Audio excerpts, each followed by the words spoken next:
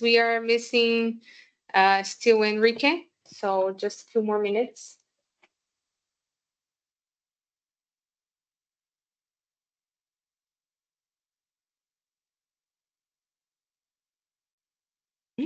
Tá bom.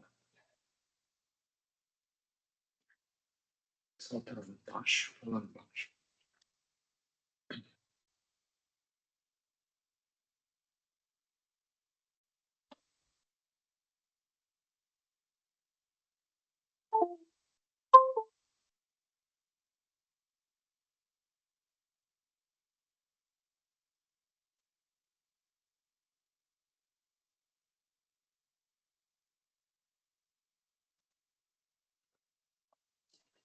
Okay. So good afternoon, everyone. Thank you for taking the time to join our meeting, our board meeting. Today, we will be presenting the figures for our 2025 budget and the strategic plan for 2026 and 2027. The agenda of today will begin with Gilberto presentations on economic and market scenarios, providing very detailed information and the assumptions used to construct our data. This will be followed by an overview of the opportunities we have been prospecting this year and a summary of the sale volumes. And finally, we will address the approval points of this meeting today.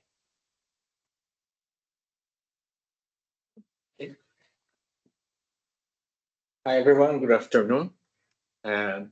So we are going to analyze Brazil's projected economic scenario until 2030, based on four main indicators: interest rate, our Selic in Brazil, inflation, GDP, and exchange rate. This data is fundamental to understanding better the country's future economic trajectory. So let me start with the interest rate, this red line here. The interest rate is projected to fall to 6.5% by 2030. This reflects the expectation of inflation control and a more stable economic environment. With a lower Selic rate, credit becomes more accessible, stimulating consumption and investments in the country. This reduction is a sign that Brazil will be able to grow sustainably. The next will be the inflation. Inflation should also fall from 3.78% to 2.93% by 2030. This indicates that Brazil's monetary policies have been effective in controlling inflation. Lower inflation helps preserve the population's purchasing power and also creates a more predictable environment for the market, which stimulates investment and consumption. And the next is the Brazil's GDP. GDP will grow, but moderately, averaging 2.20% a year until 2030. This suggests a sustainable economic recovery without major fluctuations. This growth is linked to the continuity of structural reforms and increased investor confidence, although without major accelerations. And finally, the exchange rate is expected to remain stable, ranging between 5.20 Brazilian reals until and 5.32 per real per dollar until 2030. This indicates a balancing in external accounts and a more predictable currency. Exchange rate stability is positive for foreign trade and helps control inflation as well, especially in relation to import prices. These indicators are interlinked. The fall of the Selic rate helps control inflation, creating a favorable environment for GDP growth. And with a stable exchange rate, the economy becomes more predictable, which strengthens investor confidence and boosts consumption. In summary, Brazil is projected for moderate economic growth until 2030, with falling interest rates, controlled inflation, stable GDP, and a predictable exchange rate as well. This scenario suggests a stable and sustainable economy with good prospects for recovery, provided by reforms need to be continued. Okay. This next scenario is about the automotive market. Okay, this graph compares automotive market growth forecasts for the period 2023 to 2030 from three sources: IHS Market, very small in gray. IHS Market projects aggressive. IHS Market we are comparing with foreign intelligence consultancy company, and also AMG's data analysis. IHS Market projects aggressive growth of 8.2% from 2025 to 2027, with a total of 6.4% from 2025 to 2030. Suggesting a dynamic and strongly expanding market, driven by technological innovations and economic recovery. The consulting company for intelligence, hired by AMG, adopts a more conservative forecast with 3% growth from 2025 to 2027 and 2.4% by 2030, considering more challenging economic factors and a slower adoption of new technologies. And finally, AMG forecasts intermediate growth with 3.4% from 2025 to 2027 and 3% by 2030, offering an optimistic but more balanced view than IHS Market, considering the economic factors presented on the previous previous slide. This difference reflects the expectations of each source about the pace of market transformation, with IHS Market betting on an accelerated recovery, and the foreign intelligence more cautious, and the AMG adopting an intermediate position. In summary, the graph illustrates that although there are different views on the sector's growth, all the forecasts point to continued expansion of the automotive market until 2030, with different rates and recovery and innovation methods. So, Gilberto, may I have a question? Yeah. So, you explained the previous slide. So, Brazilian economic scenario is positive. So, have a strong fundamental.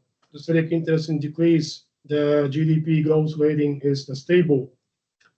On the other hand, so the AMG and the MAG is the focus of OEM production until 2030 is the little bit, the looks conservative so compared with IHS. So what kind of the background difference of AMG's consultant company to specify this CAGR 3% or 2.4%? Can you please explain a bit more? In fact, the situation, the numbers we consider as baseline, and also the foreign intelligence numbers, they are more aligned with a stable economical situation. So Gilberto presented in the slide before a positive but stable, not a positive in terms of huge growth. So nothing indicates in the market that the number of vehicles sold and produced will reach more than 8%. So we believe, together with AMG and also the consultant company, that it will not reach more than 2 or 3% of growth in the country. So it means the your consulting company specify just the automotive industry will grow in line with the GDP growth. That's it. Yes, It- yes, yes, because it's aligned with consumption and production and also availability of selling cars in the country. So it will not reach more than that. Understood. Thank you for explanation.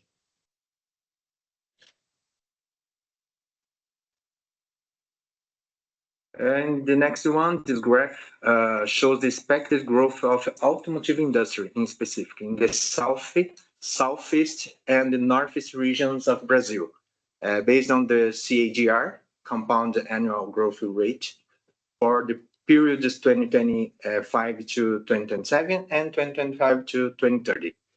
The south leads the way with a growth of 10%, both from 2025 to 2027 and from 2025 to 2030.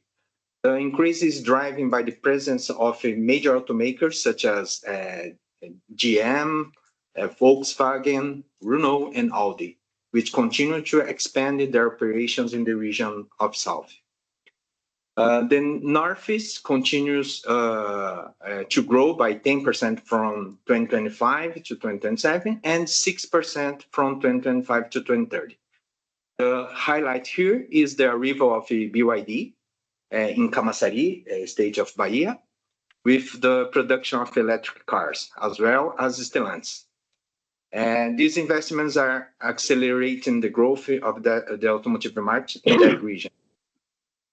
Finally, the southeast region shows more moderate growth of 5.5% from 2025 to 2027 and 4.8% from 2025 to 2030. Despite being the region with the highest concentration of automakers such as Volkswagen, Toyota, and Hyundai, growth is more stable, reflecting the maturity of the sector. It's worth noting that MAG serves this region, okay, Nissan and Stellantis, which are here in Rio de Janeiro state. In summary, the south is leading growth, the northeast is gaining strength with new investments like BYD, and the southeast is growing more steadily with focus on consolidating existing operations. This is a basic indicator for drawing up our budget and the strategic plan as well. In the next page, I'm going to talk a little bit more about the scenarios for the two automakers that are based here in our Rio de Janeiro region, Nissan and Stellantis, okay, which are our main focus here.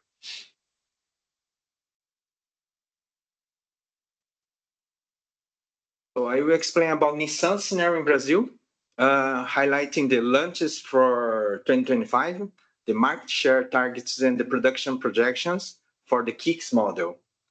As you already know, Nissan will have two major launches in 2025 at the Resende plant here. Those are projects called P13C. The car name is New Kicks, with SOP scheduled for February 2025. This model will bring a new generation of the Kicks with significant innovations. And the second one is the project P028, a facelift of the current Kicks with SOP scheduled for October 2025. In this car, we hope to respect to have a aesthetic and technological update aims to keep the model competitive in the market. Today, Nissan occupies 7th position with a market share of 3.6% in Brazil. And Nissan plans to reach 5.5% market share by 2030.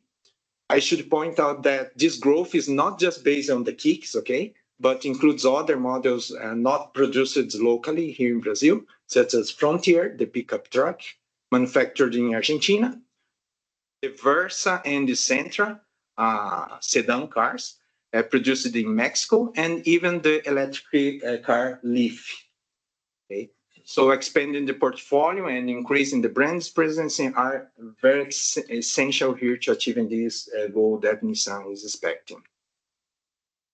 So based on the economic scenario, the growth of the automotive sector and Nissan's strategies, production of the kicks is projected as this table here. In 2025, a growth of 5.5% is expected compared to 2024, based on the mainly on the launch of the new kicks and the facelift one. And in 2026, growth will be more modest at less than 1%, reflecting the maturing of new models, new two models, and depend on the market conditions as well. And in 2027, the projection is for growth of 3.75% based on the maturing of the market as well, and possible new launches, new facelift could be possible to expect. These projections are essential for drawing up the market budget and the strategic plan, align production with sales expectations. In conclusion, Nissan's focus on the launch of new. Could I make a question? Yes. Do we have already any nomination for these new cars, the new vehicles that are going to be produced in Nissan? For the Nissan customer and Yorosu customer, yes, and just as well. Yes, we are nominated for this project, for the tiers and for Nissan. Okay, and in this case, the volume we will be awarded is more or less similar to the current vehicle, the current kicks. I mean, because they are making stuff about 60,000 cars in the forecast, it's 58,850. Instead of 58, they will produce at the end 66,000. This is going to be somehow proportional to the tonnage we will supply. This will from 58 to 62 and 65,000. We are speaking about from 2,500 around, from 2,500 to 3,000 tons around per year, per month. Sorry, per month. So 20. So we are participating. We are participating in a similar tonnage for both cars compared to the current one. Yes, yes, very similar, and 100% is produced by us. It's cut here. Okay. Okay. Great. Thank you. Just to conclude this this scenario of Nissan, Nissan will focus on these new launches of kicks in 2025. They have this goal of 5.5% to achieving market share by 2030. And as you know, Nissan always comes up with very optimistic figures, but haven't never been very well achieved. So based on this growth of the Brazilian economy, we made a production projection for these kicks based on moderate growth. And considering this growth, as I explained before. So Gilberto, one question. So the CAGR of Southeast area, that will grow 3 or 4% per year, right? 2025 to 2030. But the market focus of Nissan is very conservative, so they will not grow. Is it? Yes, they have the expectations is to produce around the 70,000 cars per model. But this production is linked to localization of the technologies here in the plant of Resende.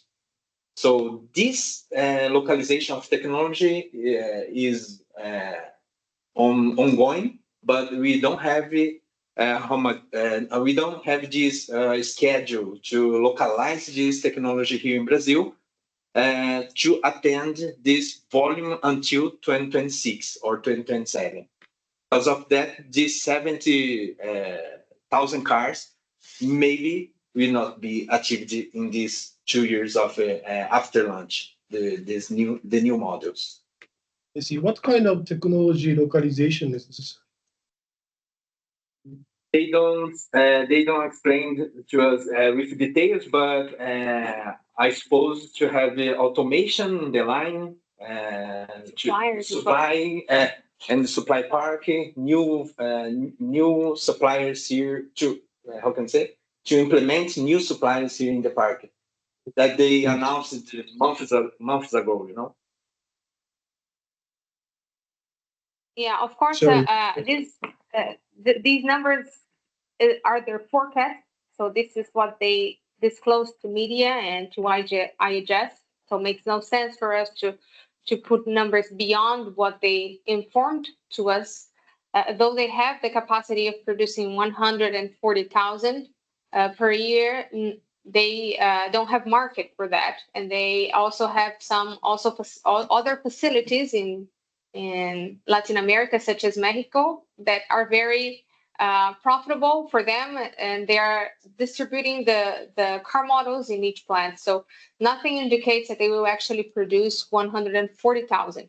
But of course, they said to us in their event that they have this intention, and they need to localize all of the suppliers because they still have, I think, 50% of their suppliers abroad. So they import a lot of materials, a lot of other components, and they want to localize at least 7 or 80%, so until 2030. So this is their plan.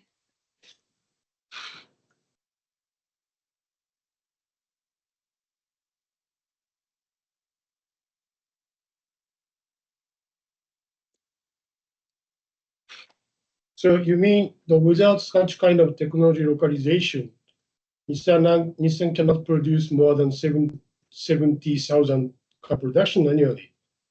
Yes, They one can and produce, but they can is produce, but aggressive. I know. So the full capacity, but so my point is why you're staying, your focus is very stable for a few years. So you mean that technology localization will not be achieved. So that's why that's the maximum capacity of Nissan's localization, the 2 series production, the maximum 70,000 car production until 2027. Is it?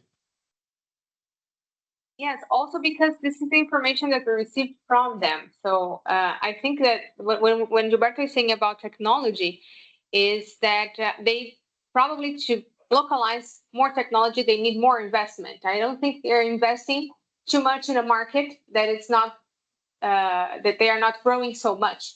So I think that's why they are objectifying right now to this amount of vehicles, which is around 70 to 75 until 2030, and they will not reach more than that. This is their expectation. This is what they shared with us.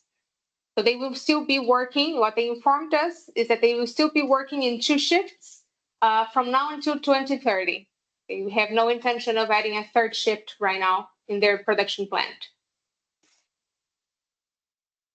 I see. So my understanding that they are now operating based on 2 shift, so they have enough capacity, manpower, by increasing 3 shift. But you mean so the without some technology localization, further investment by the Nissan, they will not produce the more than 70,000 car production. Is it? My summary, my understanding. Yes, exactly.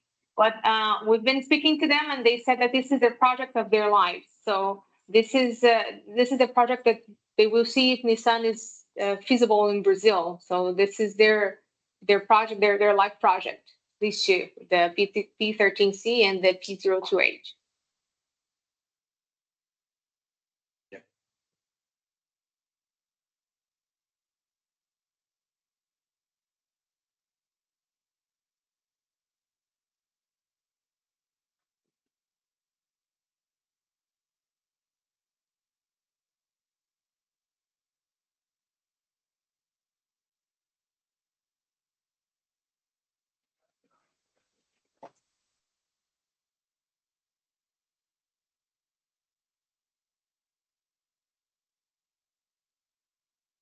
Okay, going to the next is we are going to analyze Stellantis main strategies for their plant in Porto Real, here in the state of Rio de Janeiro, very close to MEC, less than 10 kilometers from here. And they are focusing on two key points: diversifying production and entering the hybrid and electric vehicle segment. Currently, the Porto Real plant very here from here, very close to here, only produces Peugeot and Citroën models. One of Stellantis' main strategies for the future is to reduce the accumulation of the ICMS credits generated by these brands, and at the same time increase their production. To this end, the company plans to introduce the Jeep brand and other Fiat models to this Porto Real production line, starting with the Jeep Avenger. As we can see here in this graph, production of the Jeep, this gray bar, called Jeep Avenger, starts gradually from 2025 with a very rapid expansion of production over the following years, with significant growth until 2031. This increase in production volume aims not only to meet domestic demand, but also to boost exports by taking advantage of the plant's flexibility. In addition to diversification with the inclusion of Jeep and Fiat models, Stellantis has also announced this production of hybrid and electric vehicles at the Porto Real plant. Although there is still no SOP forecast for these new projects for models of electric vehicles, they will enter in with this sustainable vehicle segment as they think that is very important, essential part of the company's long-term strategy. And for this, we don't have yet more information about the technologies. They will have to import, they will have to localize as well, but they want to position their plant here in Porto Real as an important hub for these three brands' sustainable future here in Brazil. One point which is important to highlight when we're talking about Stellantis Porto Real is that now, so in their strategy of reducing and offsetting the tax credit that they have, the accumulation of tax credit of ICMS, they are localizing a lot of suppliers in the region of Porto Real, and we are being chosen in a partnership with ArcelorMittal. We are being chosen to supply directly to them. So we've already produced an amount of material for them, but this amount is sold by AMG. We sell to AMG, and AMG sells it to Stellantis directly, to Magneto actually. And now Stellantis is acquiring Magneto, and then the tax credit problem will increase. So they are doing a lot of strategic actions to localize a lot of suppliers to offset the ICMS issue that they have.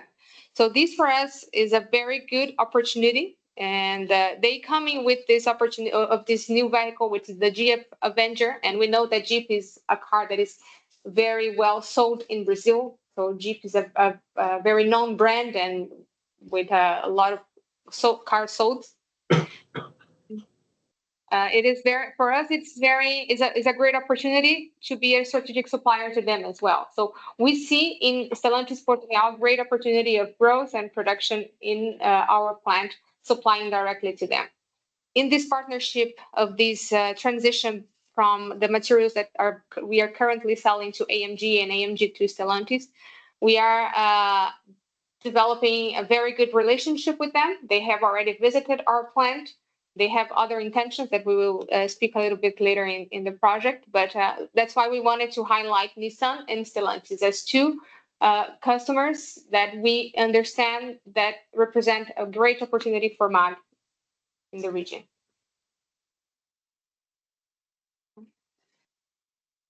Sounds very well. Yes, it does. So when we're speaking about opportunities, strategic, I'm sorry, was someone going to say something? Or no? Yes, Okay. Nicole.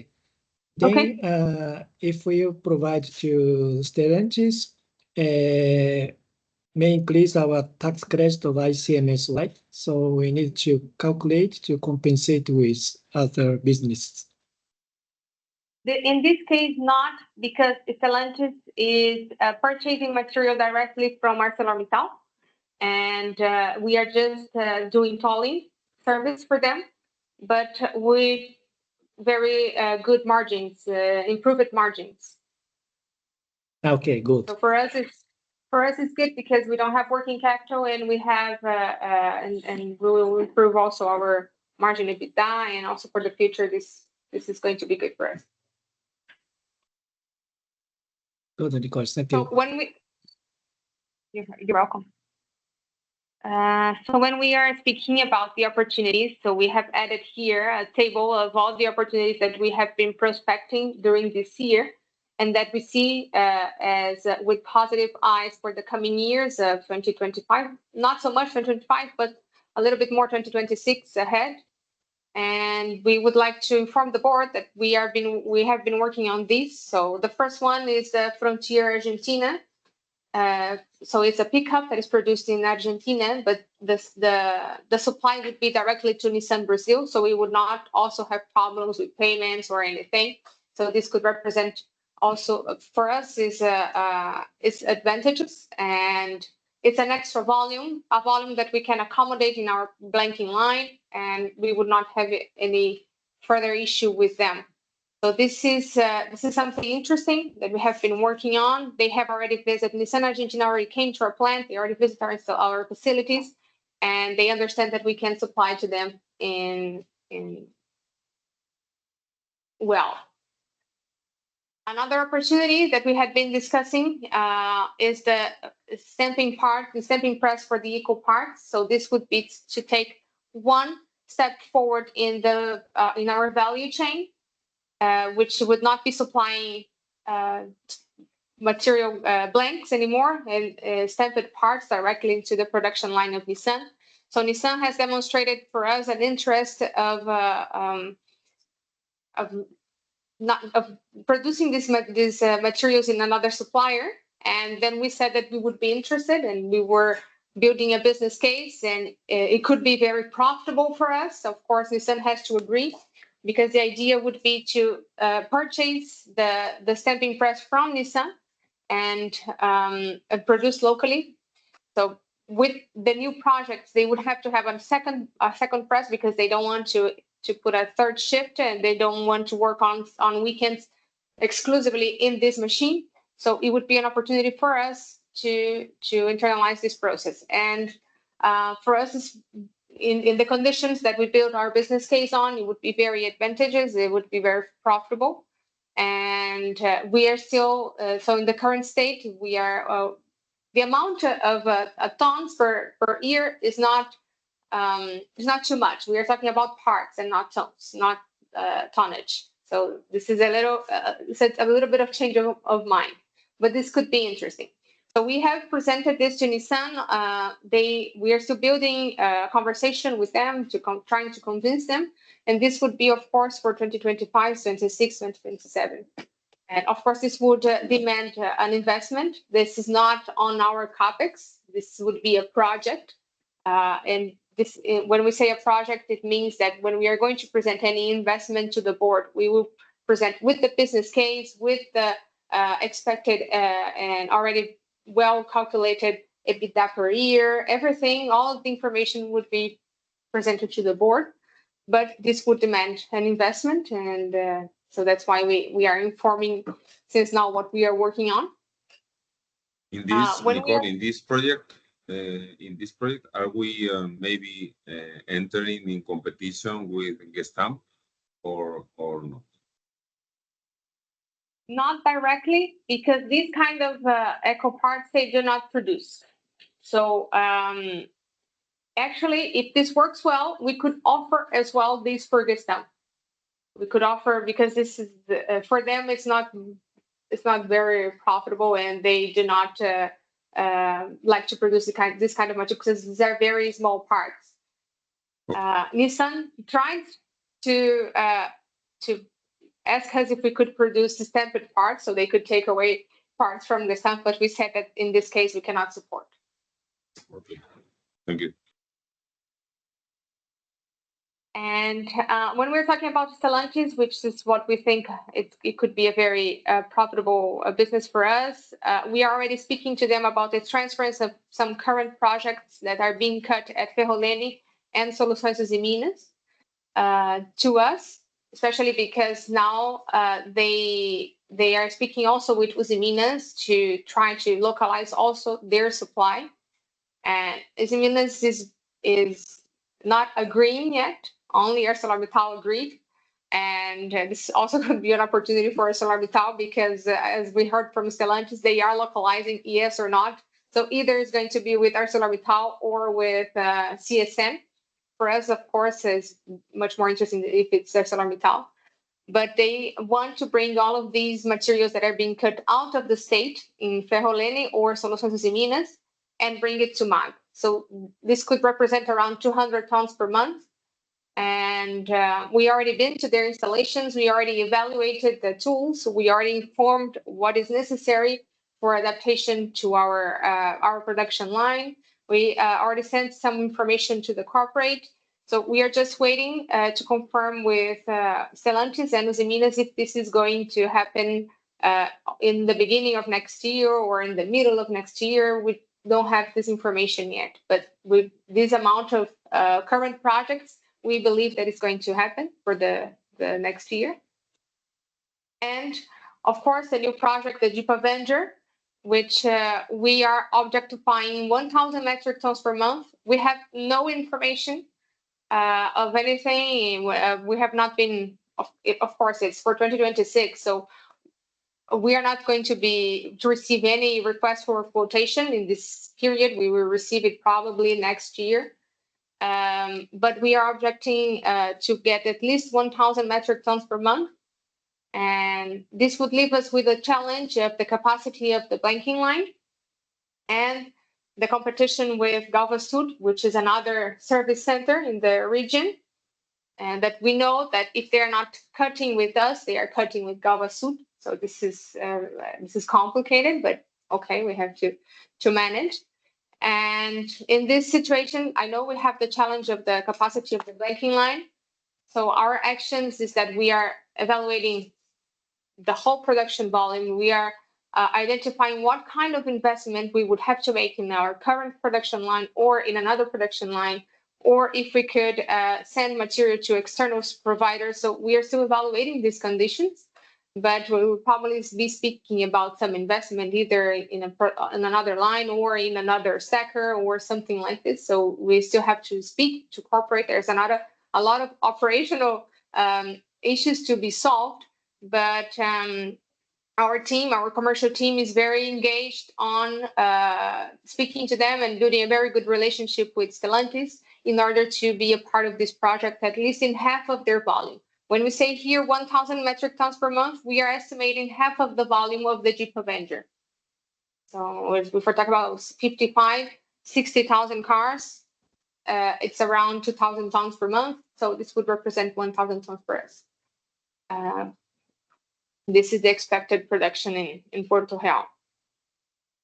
As an opportunity for the industry, for non-auto business, we have been evaluating types of products that they consume that we can support. So from what we can cut right now in our production lines, it's not very attractive to the market and to the customers in the region of Rio de Janeiro. And so we are evaluating the condition of row forming, but this is very far. This is to build a business case still, but this is what was brought to us from our sales department. So we are evaluating, of course. We have already quotations of the machinery, but the idea is to produce tubes or also some profiles, U profiles, for example. But this is depending on we having the fiscal incentive of the ICMS law for the industry, for the non-auto business, which we have been always discussing in our meetings, in our steering, that is very complicated, that we cannot leverage for now, we cannot adhere for now. But we expect to have this solved during the next few years, especially in the next year. We are working with a legal company, a consultant, so we can understand how can we have this incentive or even propose something different to the government, something like this. So this is still to be evaluated. We have no financial figures, but we are not discarding this. We are still working on this with lower priority, of course, but we are still working on it.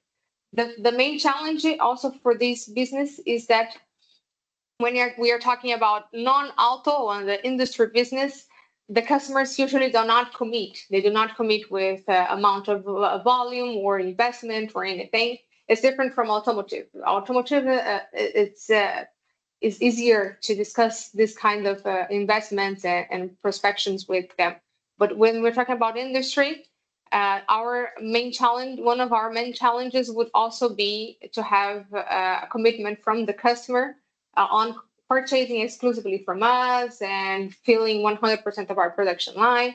So this is a little difficult. So that's why we are working on like a second priority in the background, not leaving behind, but at least having something built to present in the future, market study and also machinery study, capital study, business case, well, in general.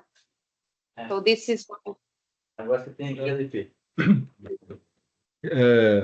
Nicole, I fully agree with you. I think it's good to have other options on the non-automotive business. But in this case, particular, I fully agree that these customers, they know them quite well. They are always looking for price. They do not commit with volumes or long-term agreement. It's at least for a while, it's very risky to think in any investments on this business. I'm talking about the more low-forming machining for tools. No? Yes, of course. Yes, this is not in our priority right now. Yeah. Absolutely. Yeah. Of course, to sell to non-automotive industry is good. It helps a lot, Mark, but to make investments based on this is a risky business. Yes, you're right.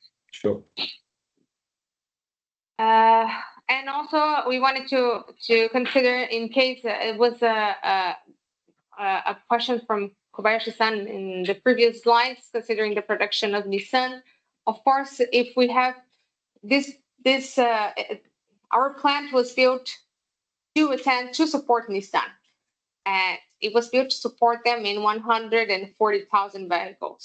So we have to consider that they can come back at any time to this amount of vehicles. So we are, in this case, if they actually reach the number that so we have planned 3 scenarios, which would be the increase of 30, 68, and 123% above our expectation of the numbers that we have put in our baseline, in our scenario. And in all of these cases, it would represent, of course, increase of volume in our production line, in our blanking line, and also in our slitting line from the tiers, especially Euroso. This depends 100% on the strategy of NBA growing more and also maybe exporting more vehicles, or not just selling 100% in the local market. But this, of course, this would be amazing for us. And if we are speaking about huge production, over 100,000 cars, we would certainly, considering the customers that we already have, we certainly would have to be investing on some other machinery. So this is something also to evaluate, something that we have been evaluating. We have not quoted anything, but we need to keep in mind that this is a scenario that could happen in the future in case Nissan actually grows and their strategy of growing in Brazil and outside Brazil changes. So this is important also to mention.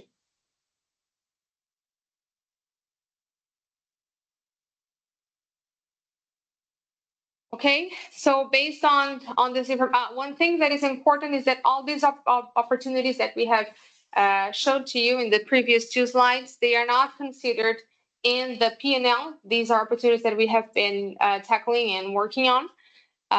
In the sales volume, we have considered the baseline scenario for 2025, which is the basic growth of Nissan, Stellantis volumes, and the tiers from Nissan and Stellantis that are local and that are new for us. For example, Gestamp, we did not produce anything to Gestamp that is related to Nissan, and now a lot of our volumes is for Gestamp for next year as well, for the new projects, for the P13C and for the P02H, and this is good. So that's why our volumes for the automotive is increasing. When we are looking at these years and 2024, the forecast in comparison with the budget, we see this difference between the products and tolling, which is related mainly due to the Stellantis Magneto remaining in tolling instead of moving to full service, as we had initially anticipated in the last year plan. So this is also what accounts for 31% of increase in the tolling business. For 2026 and 2027, we have factored an expected growth of each OEM based on their numbers and on the GDP as well. So if it's not growing too much, of course, like Nissan, they are not projecting more than the GDP, so we are not projecting more either.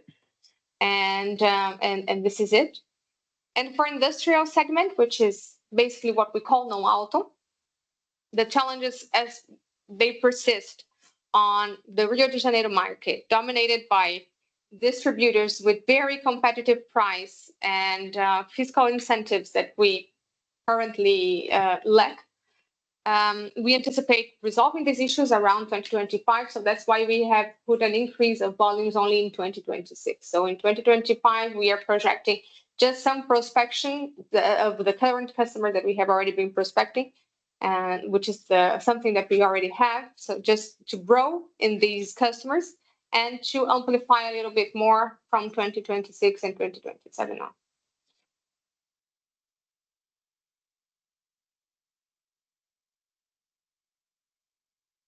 Okay, in terms of margin, this is a very generic scenario. In terms of margin, we are objectifying, we will see more details in the next slide where we will see in the P&L that we are objectifying to increase in 10 reais per ton based on our forecast of the September.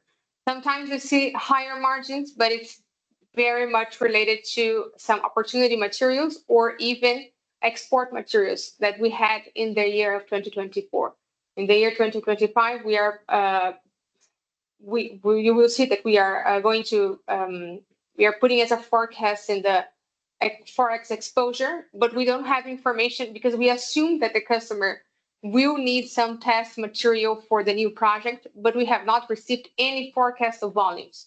So we don't have any information if we're going to have export materials for next year, which is something that increases our margin a lot. So this is something also to consider. So Nicole can ask a question. So the margin for automotive, so which will be 2025 forecast, Brazilian revenue ton is decreased because 2024 is including realizing the high margin exporting trial business, is it? Yes, exactly. When we look at the margins for the latest month, so when we take the margin results for July, August, and September, and October as well, we can see that the margins are actually in 420 and the average 420, 430 reais per ton. So this is the reality that we have right now of the products. These numbers of 465, for example, they are a little bit, how can I say, dirty, because we had a lot of export materials in the beginning of the year with very high margins, and this kind of stains our results. But the truth is, our current numbers, and we will see a little bit better when we're going to see the P&L, is an average of 420 and 430. We are objectifying at least 10 reais per ton to improve. And this is totally driven by direct engagement with the customers. So, just And primitive got it. question. Sorry, go ahead, please. No, go ahead, sir.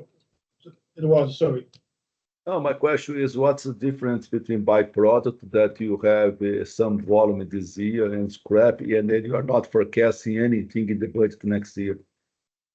Because this is something tricky, because the way we always classify these materials in MAG as non-auto.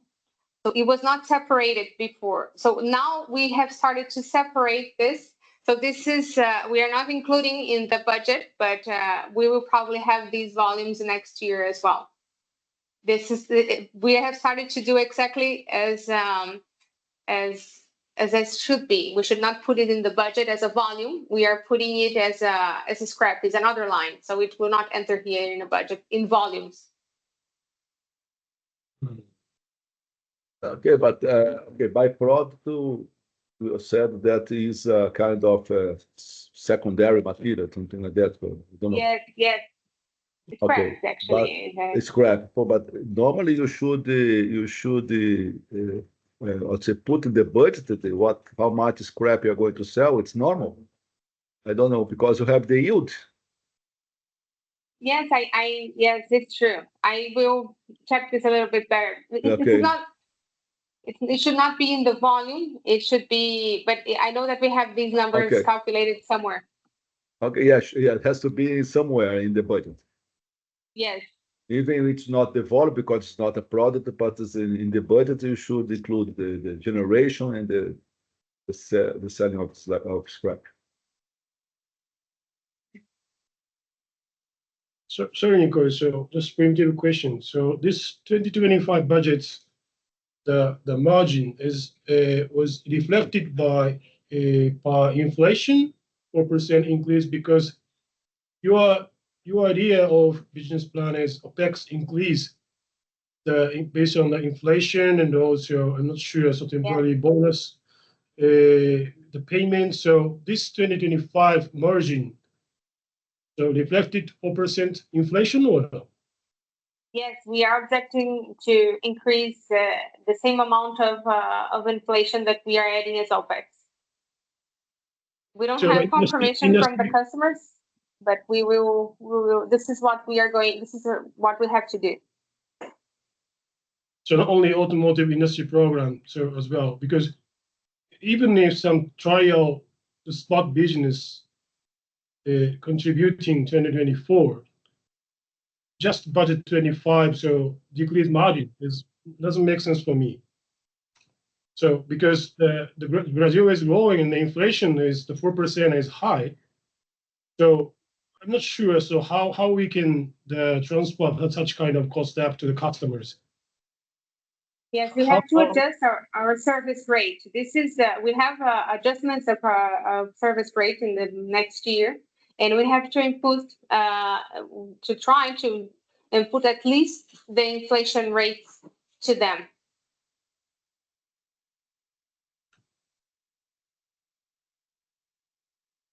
Okay.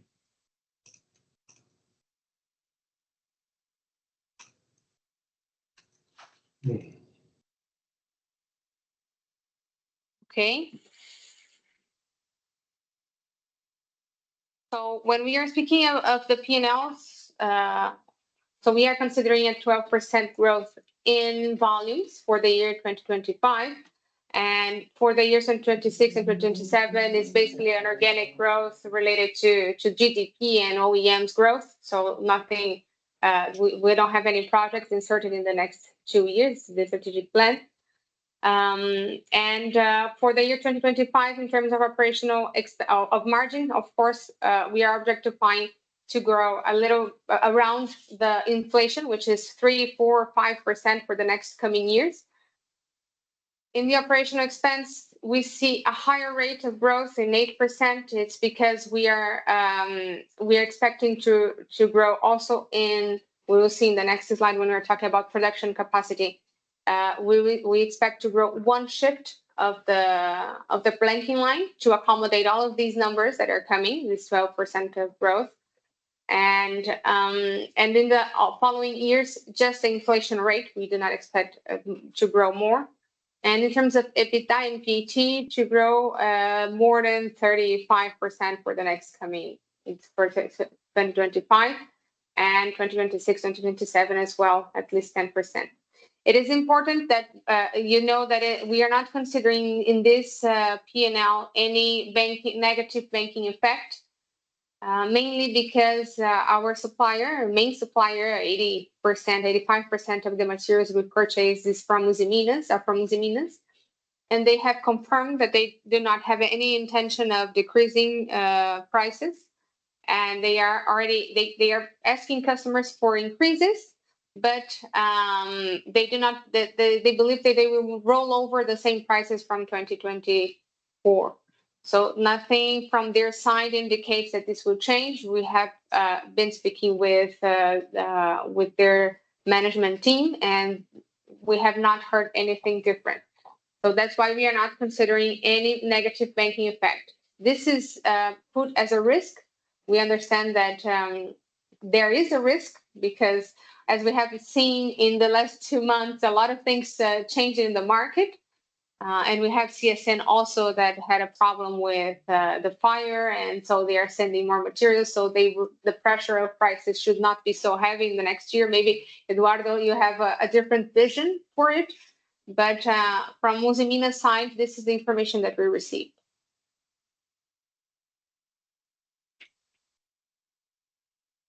Nico, in terms of banking effect, did you incur any banking effect in 2024? Yes. That's why we had a loss of margin and also loss of EBITDA. A lot. We had negative banking effect in the beginning of the year, and we had a second drop price in April, and then another one in July. I see. So So if there was no banking effect in 2024, the margin should have been much higher. Yes, of course. Yes. Because we had a lot of price drop. 17%. Yeah. So then the 2025 budget seems very low compared to 2024, if I understood correctly. Yes, you are correct. But this is related to now the prices are 17% lower. So this would also our fees are also based on the price of the coil. So as the price is lower, our fees are also lower. So the way we are working right now is I think 5% of the fee we charge on the full service business is on the price of the coil. Since the price is lower, of course everything is lower. So that's why we have this strategy of increasing the profitability with the new businesses. And so that's why we expect also for 2026 to be much better than 2025, because we will have almost 100% of our business changed to new processes, for example, for Vista. And so we expect to recover a little bit in 2025 and to be 100% already full in 2026. Sure, I can understand you. Sorry? I just think it's clear for you. I guess so. The steel price is lower, so the margin got lower because of the lower steel price. The 5% times the steel price. Yes, in this year, what we are objecting for the 2025 is to recover some of these losses and be close to the budget of 2024, which is 431. We were trying to improve in this condition and to recover 100% or even more, improving into the coming years. And Nicole, I missed, you mentioned about what's the price level you expect for next year from the steel suppliers using Minas to Nissan? Is it stable, increase? Or? No, they said that they are trying to increase, but they informed that they will be a rollover on their best scenario is a rollover of prices. On your budget, you are considering a rollover? Yes, we have not considered any increase or decrease. Mm-hmm.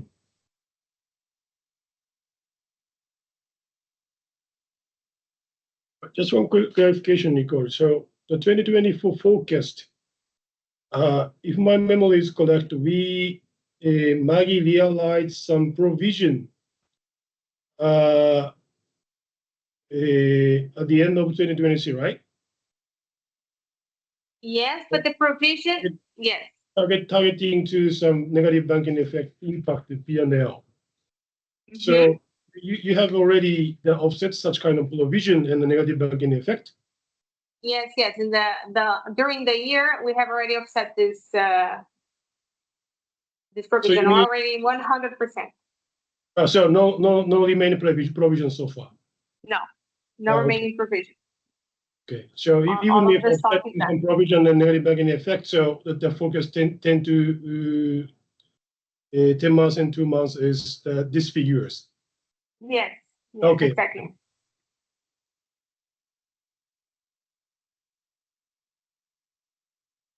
Hey, Nico, I have some additional comments and questions. So in terms of Nissan margins, do you think that we are fully paid for the value that we provide, or are we cutting into some of the margins and we're still trying to recoup that? We are not in the current project. For example, this comes from previous negotiations that we could not renegotiate in the past 2-3 years. But we are not. The amount that we are paid from Nissan is very low. It doesn't cover our operational expenses, for example. But we could in the quotation that they agreed for the new projects, they are considering the new fee. So with P13C and P02F, we will be able to recover this condition with them, because we have not had any adjustment of price with Nissan since 2019. And each time is an excuse, of course, from the customer. So they changed a lot of people internally. They separated from Renault, and then when they separated from Renault, that it is a very good opportunity. When we were approaching them for the change of price, they said, "Oh, we are not changing anything. We are just changing for the new project." So the new project is already considering the correct piece. But since 2019, we have not adjusted anything with them. Yeah, that seems to be not fair, huh? I hope Nissan has some room to compensate for the loss that we've incurred since 2019, because inflation is so high. And I guess the amount is quite large if we accumulate it for the past 4 years. So I guess not only to adjust, but maybe to get some compensation for that. It's time to do that because they're increasing production volume. So we might be able to leverage that. That's just a comment there. One more question that I had is I remember that Gestamp business was not as profitable in 2024 compared to previous years. How did you budget that in 2025? The current projects, which are General Motors business, they are still not profitable, because this negotiation was made for 300 tons per month, and now we are supplying over 1,500 tons for them. But we were able to agree with them some talks, some evolution. This is from the work that Felix has been conducting with them. So now we can charge them the freight, because we were not charging freight. We can charge them for, we have already adjusted the service fee together with AMG. AMG also supported us with that. But what is good is that for the new projects and everything that is coming for the new because only the GM from Usiminas were a problem. Now that they are changing some things from to CSN, we are already considering adjustments of fees, of payment terms. So for the budget of 2025, as we have other volumes in these new conditions, it's better. It's going to be more profitable. This year we are like not 0 to 0, but before we were negative. So in the past years, the distant business in terms of gross margin was negative, but this year is positive, but still not profitable as expected. Like we are not reaching 400 tons with them. We are reaching maximum 100 tons of gross margin with them, unfortunately. But this is to improve in the next year. So, but this has been a very hard work that we have been doing. So that's next year we are considering a better situation for them.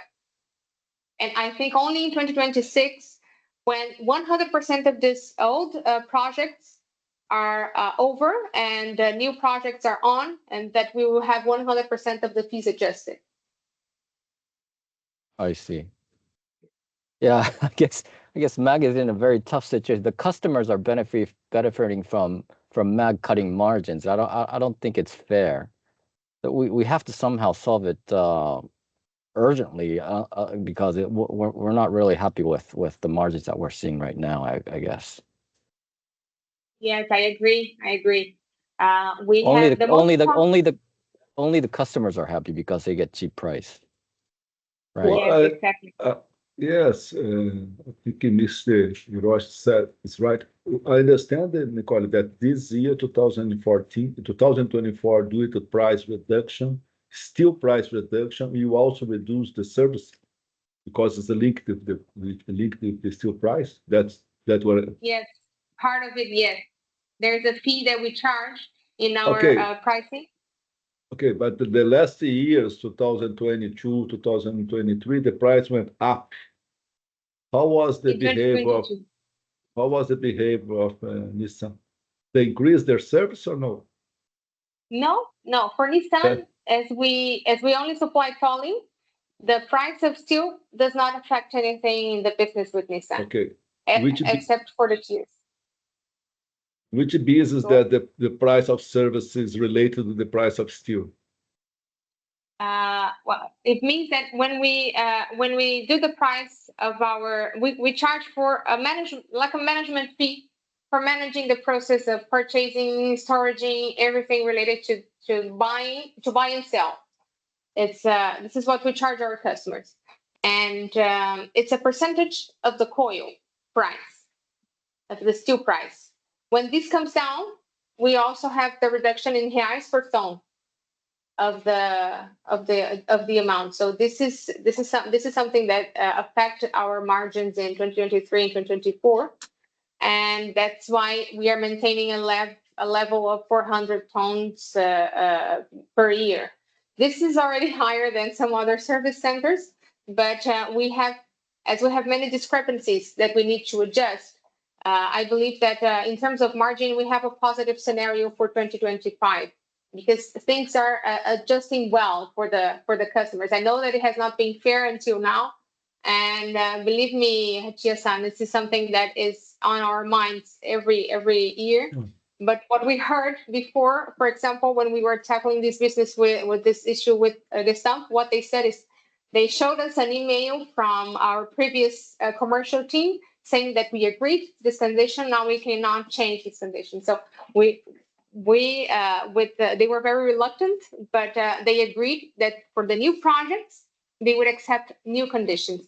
So that's what we are doing. We are renewing our portfolio of products and renewing and trying to balance a little bit more the conditions with the stump. Mm-hmm. Yeah, you're right. As soon as the market is improving in that region for Nissan and Stellantis, so on, you have to take the opportunity to stress this discussion with the customer, because sometimes Yes. we need some stress with the customer. Otherwise, they will always take advantage. Yes. And this is what we have been doing, and we have been successful in many ways, and some others not yet, but we believe that we will get there. So that's when we're speaking about the next year, I think in terms of margin, this will be achievable, and then we are actually going to be able to adjust our fees to and recover some of the losses we had in the past years. Great. Thank you. Okay.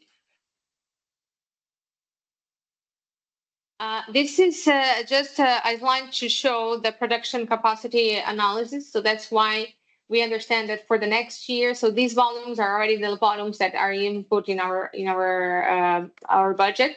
So here we have from January 2025 until December 2027, and with these current numbers, it is necessary that from March of next year we start with the third shift in the blanking line. Though we are improving efficiency, we were able to improve efficiency enough in this year to decrease one shift and be better and be more efficient with two shifts. But in the next year, we do not see a way to do it because this overcomes our capacity. So that's why we are proposing to add one extra shift for the blanking line. In terms of the slitting line, still we have with one shift, we can accommodate 100% of the demands from the customers. So we do not see need to increase to a second shift. Whenever there's an over demand, we will produce in overtime, and this is already considered in the budget, in the P&L. And this is just an analysis to show to you in terms of production of the blanking line. In case we have those new numbers from the projects that we presented as opportunities, we can see that from 2026 on, if all of them are in, and then we are able to be nominated for all of them, we see that there is an exceed of capacity. And then we would have to speak of other solutions. But be sure that before presenting anything to you, we will build a business case trying to check 100% of the actions necessary not to spend for a new CapEx, for a new production line that will not be fulfilled. We will work on all the internal actions before. But this is just for an overview. And in this graphic, we are including the increase of Nissan, the Nissan Frontier from Argentina, and also the Stellantis, the Jeep Avenger. So that's why it's way above the third shift capacity.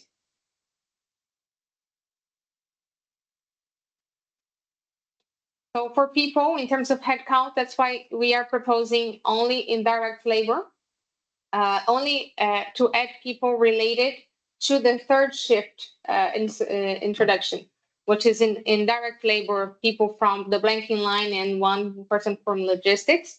Indirect labor, only maintenance, which is maintenance needed for the third shift. For SG&A, we are not making any changes. We are remaining with the people that we have right now, which has already been a reduction from the past years. So this is what we are proposing for the coming 2 years. And also, we are not seeing any change for the next 3 years. So the headcount is the same for 2025, 2026, and 2027.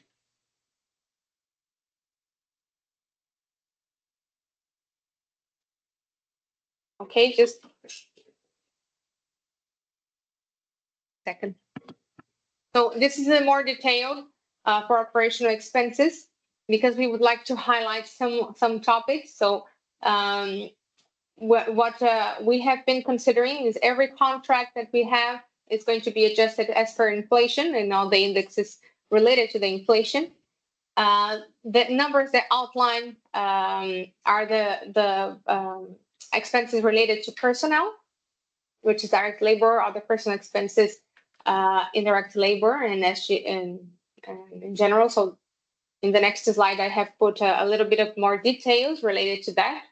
And also the insurance credit, which is showing a percentage of delta of over 1,000% above.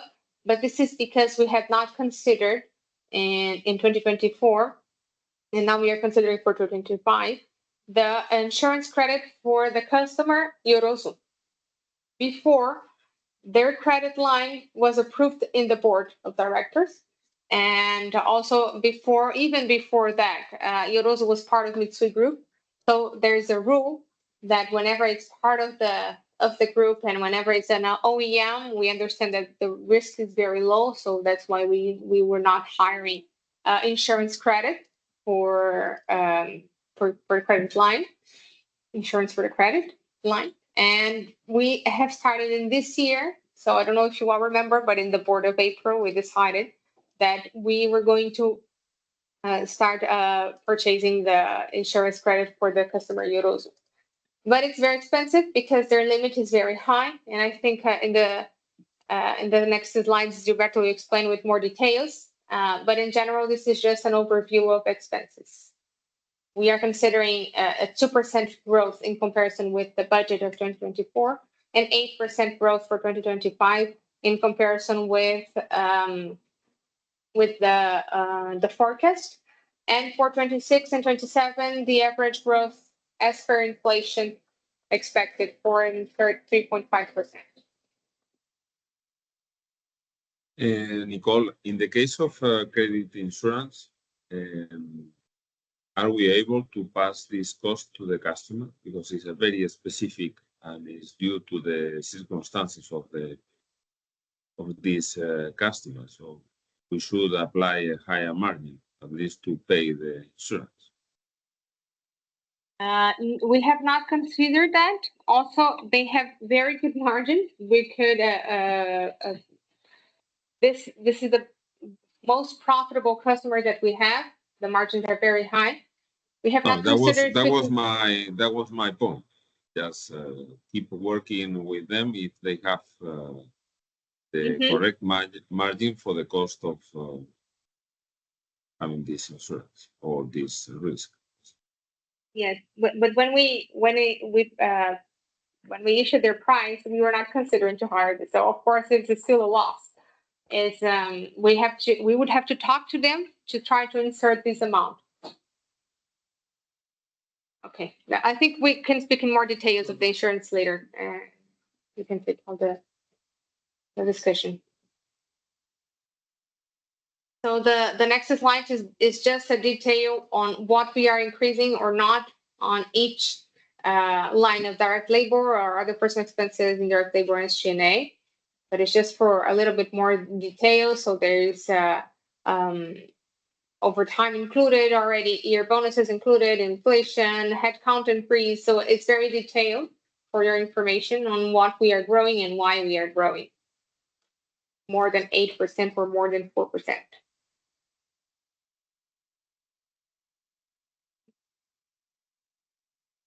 And it comes for the CapEx. So in terms of CapEx, we have no huge investments.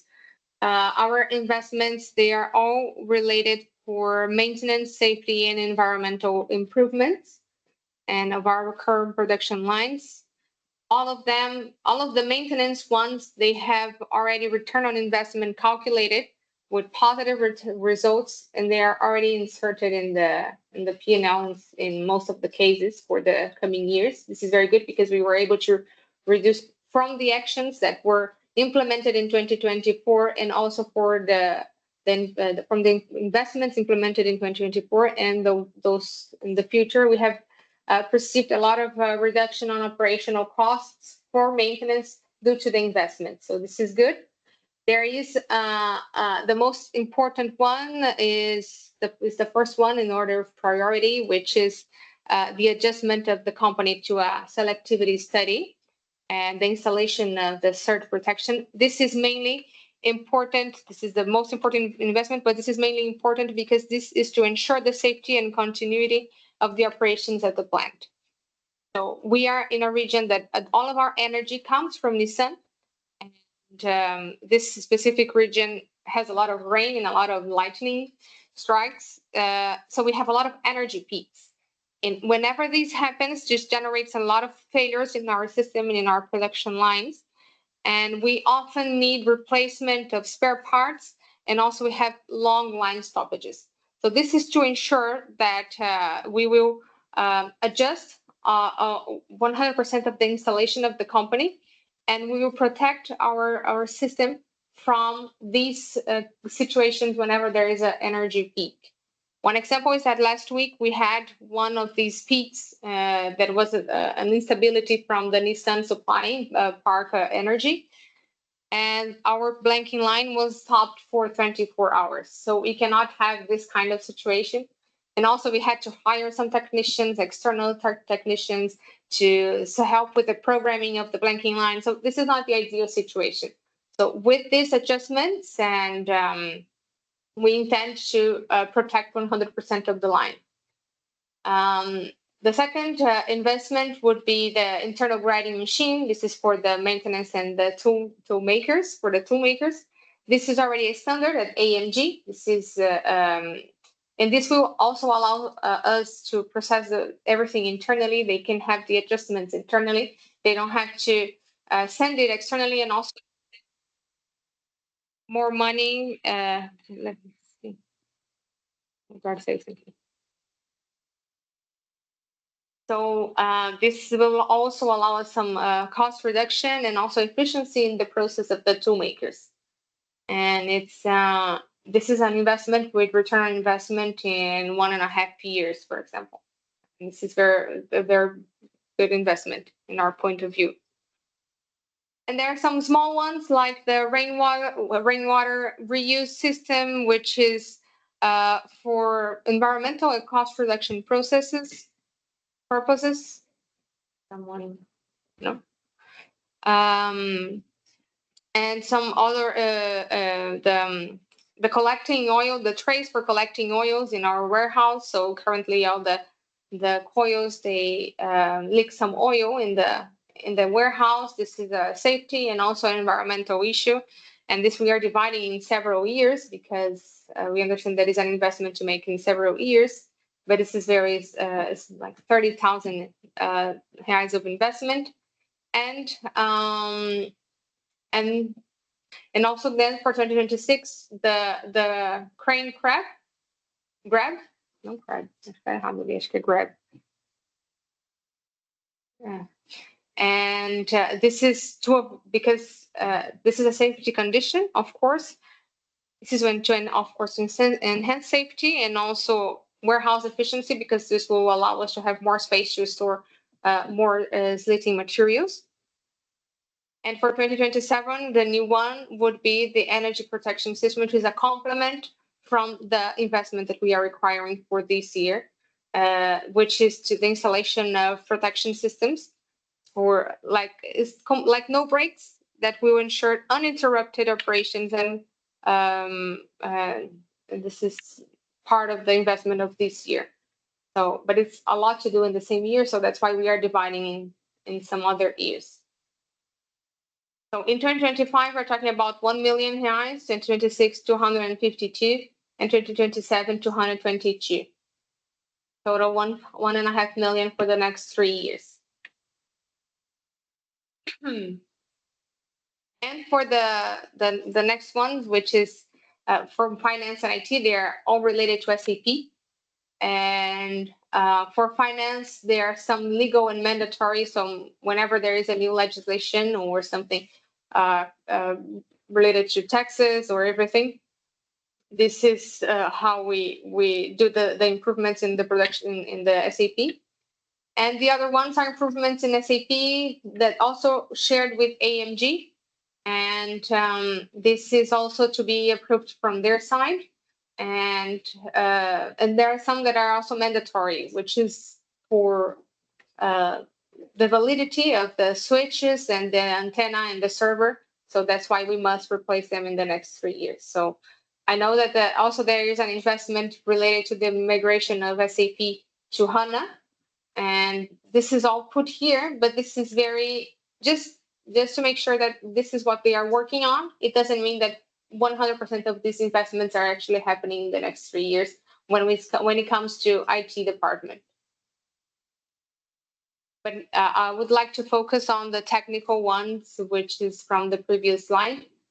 The technical ones are the ones that actually have a return on investment calculated, and they're important for our continuity of our operations. Nicole, sorry because of this doubt. When you are requesting the approval, are we talking about 2025 and for the next is kind of idea of CapEx and we will Yes. approve in the coming years? Yes, of course. Yes, of course. Okay, so from my side, I can say that I'm okay with 2025. Yeah, me too. To be approved. Me too. So my question to CapEx, so I think we don't need to approve 2026, 27 here. This is BoD Meeting. 2025, so my question is IT. So the Maggie have to pay just realize this one, the CapEx only. So would you might consider as like fixed line amortization or something? I didn't understand if we have to consider as CapEx or if we're going to consider as amortization or Yeah, OpEx and equipment. So one of option is they're using CapEx. okay. Mhm. But another option is using a solution like subscription or OpEx wise using the system. So per month or annual fee. We have the both options. So why? So the IT have to be categorized in CapEx. Did you review both of options? Okay, this is considering the replacement of the equipment of IT. This is the question, right? Not the SAP improvements. This is acquisition of the replacement of the switches and the antenna and the server. This is the question for this, or for 100% of the IT? I'm not sure. So what is the IBP implementation? But Okay. Maggie has only choice CapEx. Yeah, This because like these are IT actually solution. these are not acquisition of software or something like this. These are improvements to be done in the current system. So we don't see. I don't know. Maybe I could check internally if there is any financial accounting rule that we could put this as amortization, or I don't think so. I only see these when we are talking about leasing or purchasing items that could be considered as achievable as but I could asset as an asset. I can for the programs. I don't think this is possible. For the assets, I think we can evaluate for everything that is related to asset. I'm not sure I understood your question correctly, but Sorry. So just maybe my understanding is poor. So switch replacement IBP from implementation. So not sure this is what kind of the equipment or IT solution software. So the Maggie have to buy this one or no? Simple question. So again.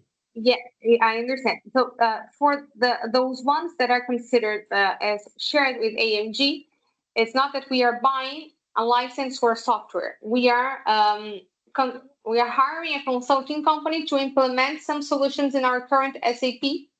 They do not necessarily represent a license or a new software. This is improvements that we need to develop in our current In case of license solution, so the Maggie have to pay one time?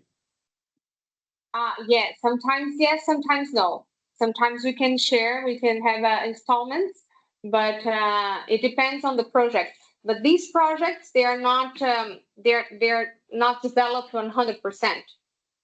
So they are still developing these improvements for the next few years.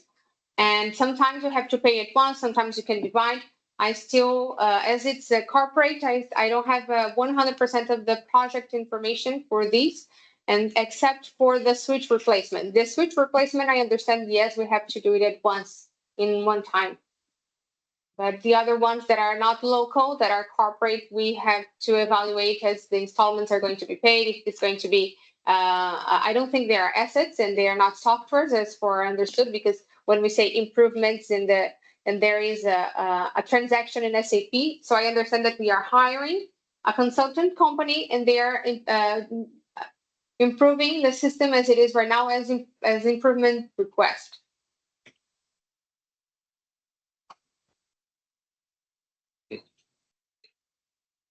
I see. Obrigado.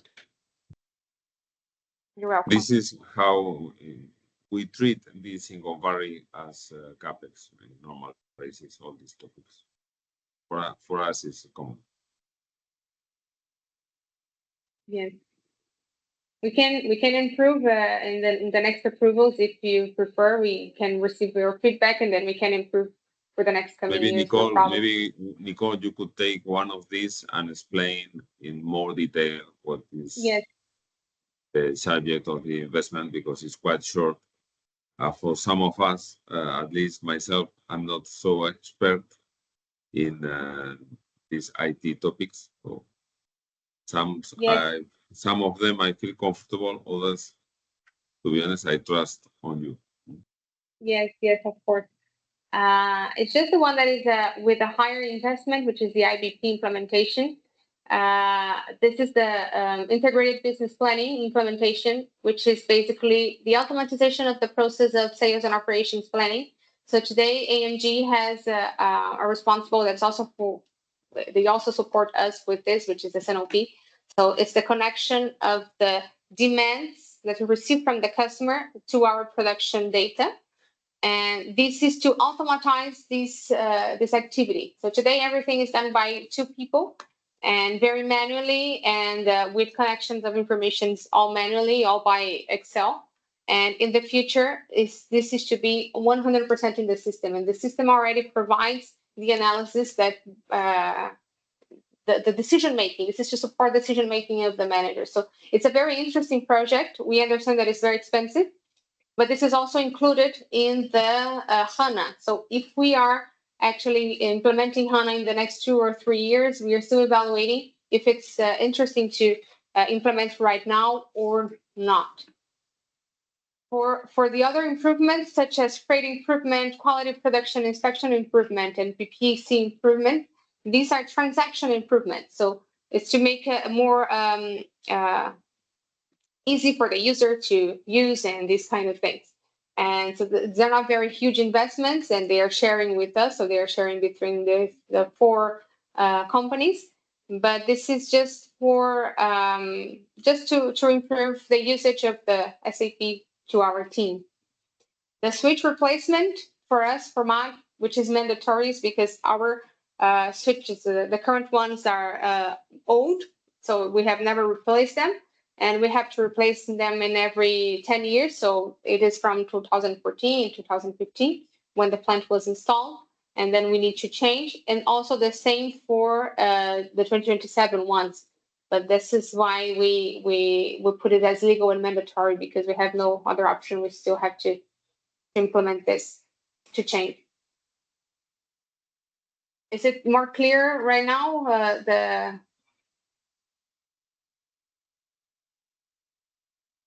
Yeah, I understand it, the 2025 CapEx.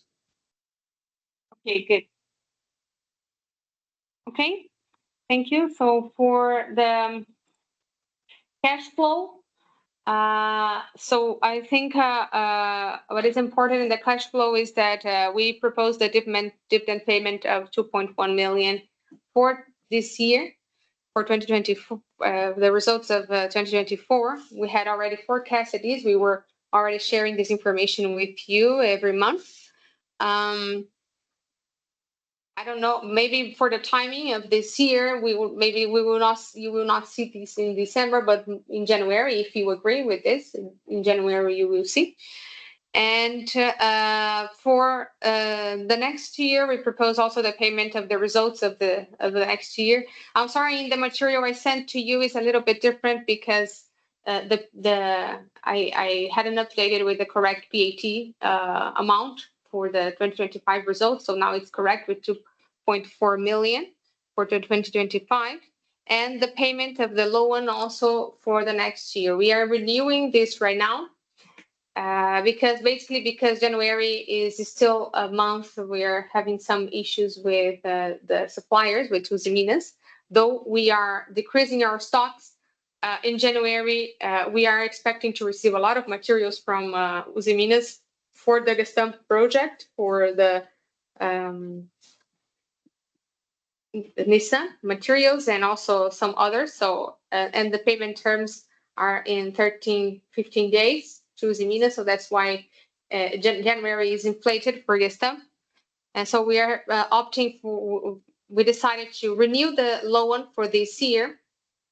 But we still have net financial debt positive, so we can manage this amount. We could pay it at any time, but for us to maintain a safer level of cash flow, we decided to renew and pay the loan only in December next year.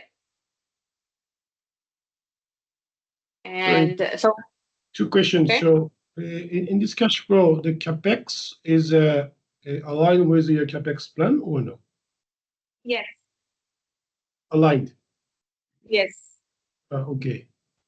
And also, I thank you very much for the proposal, the DPDN. So 2.1 million Brazilian reais DPDNs. So maybe from the return earning or 2023 result, because 2024 result, we haven't yet the finished 2024. And also, Yes, according to report Yes, is sir. when we emitted in the April, right? So this time, so BoD cannot approve the distribute dividend based on 2024 calendar year, if my understanding is correct. Can you stop? Yes, you are correct. We can last year also, because to be considered, also because the fiscal year to you is until March, and we also anticipated last year and paid in March because our meeting is usually in April. The board meeting is usually in April because until we deliver everything, we have the information from the audit until the end of March. So that's why we are doing the meetings in April, and April was too late. So we also anticipated. We made an extraordinary minute to approve. So if you agree, we will do the same also after we close the results of the year. So probably in January, because in January we will already have the information. But it will be, according to the forecast, it should be around 1.6 million owed, and the remaining is for the old dividends that were unpaid. So we have some debts from the past. So we intend to pay as we can, as we have availability of cash flow. So that's why that's our intention. So we will not change the amount of dividends because the results were lower. We will maintain the same amount. Understood. If you agree, we will proceed with the bureaucracy of the process, which will probably be ready only in January. But we would like to announce as December as well, because it's always in December, because we want to put as the end of the year. But it will be effectively in January.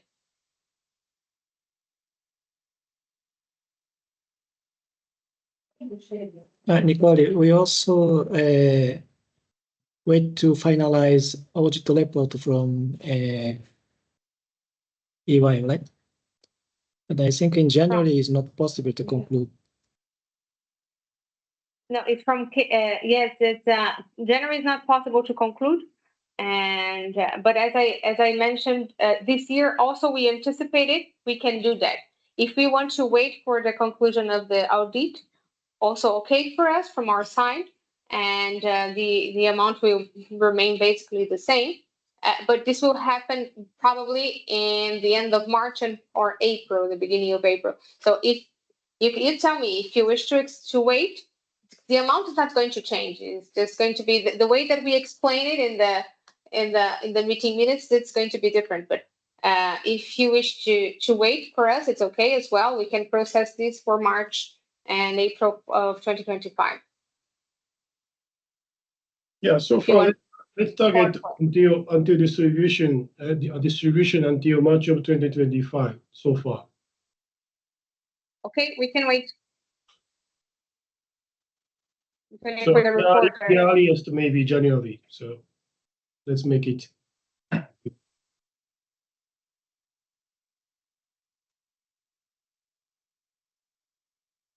I'm okay with your proposal, Nico. Just one quick minor clarification. So net financial debt, the figures are positive, but I think it's actually a negative because the bank loan position is less than cash position. So net financial debt amount should be negative, less than zero.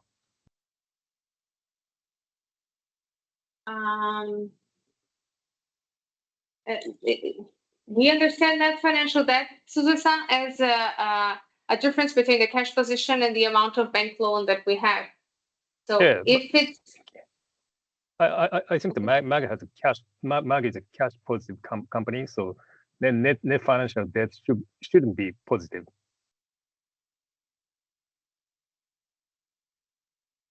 shouldn't Shouldn't be positive. So net okay, I understand. actually, Yes, MAG, yeah, it's a should be converted into a negative. The figures are right, but this should be negative. I understand. I understand. Okay.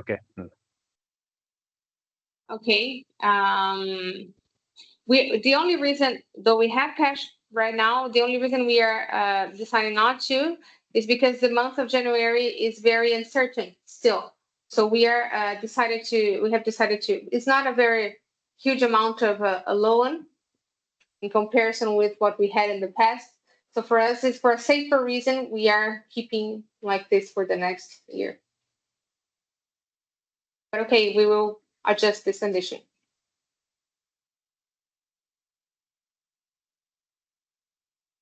Okay. Let me be still fast because we are running out of time.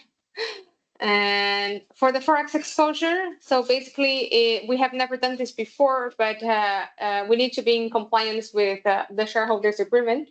And so from now on, we will seek the approval for the long and short positions related to our export, material import, and also machinery process. So we will update the amount of that we have exposed to foreign currency, and we are already forecasting for 2024 in terms of account payables of everything that we imported in the amount of 4.8 million US dollars with the exchange rate of 6. We are considering 29 million of Brazilian reais exposed, and also for receivables, which is for exported material, 810 US dollars, and which would be as of today 4.8 million. So this is the whole amount of the year. Of course, we don't have this opened for payment or for receiving. But in terms of everything we purchased and everything that we sold during the year, this would be the sum of the exposed Forex exposure. Also the same for 2025. So 2025 is a little bit less in importing and basically a little bit more in export materials. So this would also be considered like 33 million and 34 million for 2024. So it's Just very quickly, Corey. Sorry. So thank you for your explanation. 2024 is the actual position today? Yes. Okay. Yes. So But we have no 2025. forecast to the end of the year.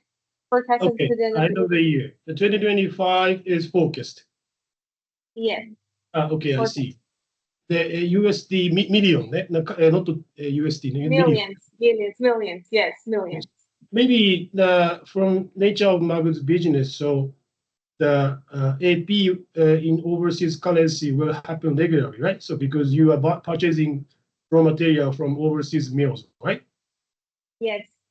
So this 4.7 million US dollar AP and AR is a peak forecast to peak position, or how do you Peak position. Ah, Yes. okay, the estimated peak position. Okay.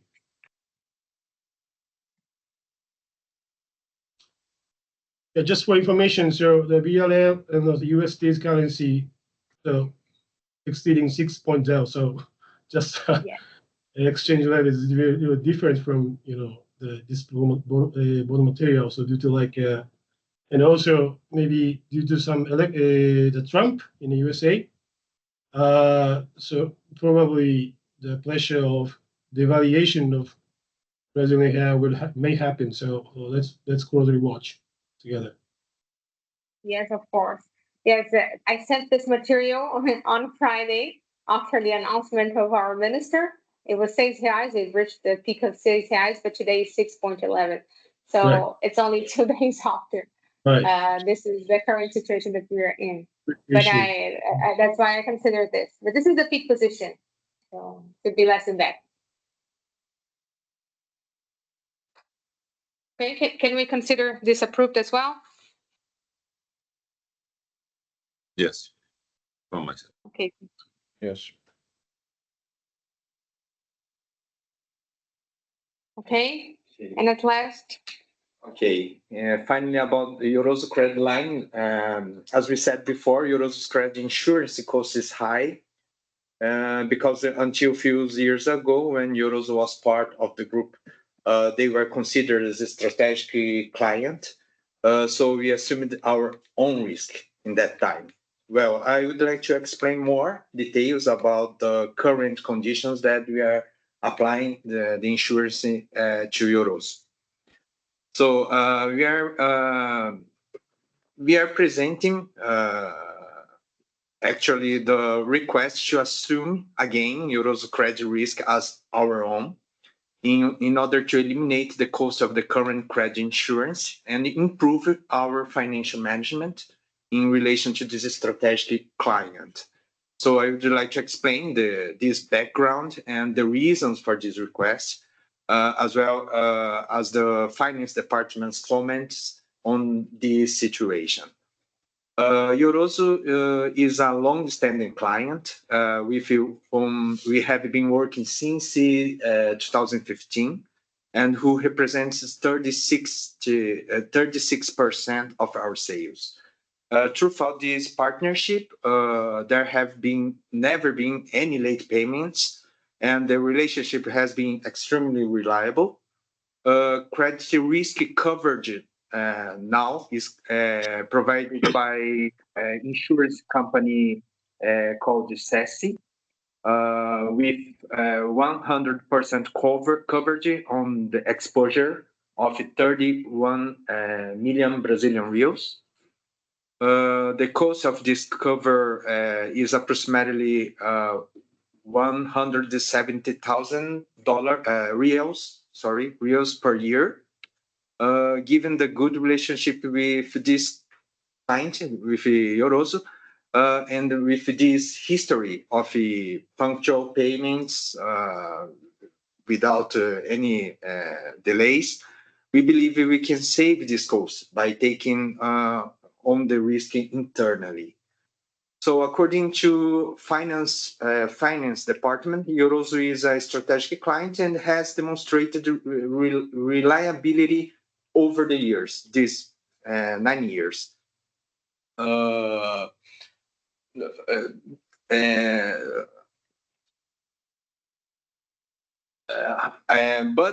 the how can I say the history is good, but we checked their not balance sheet, but the balance sheet financial statement.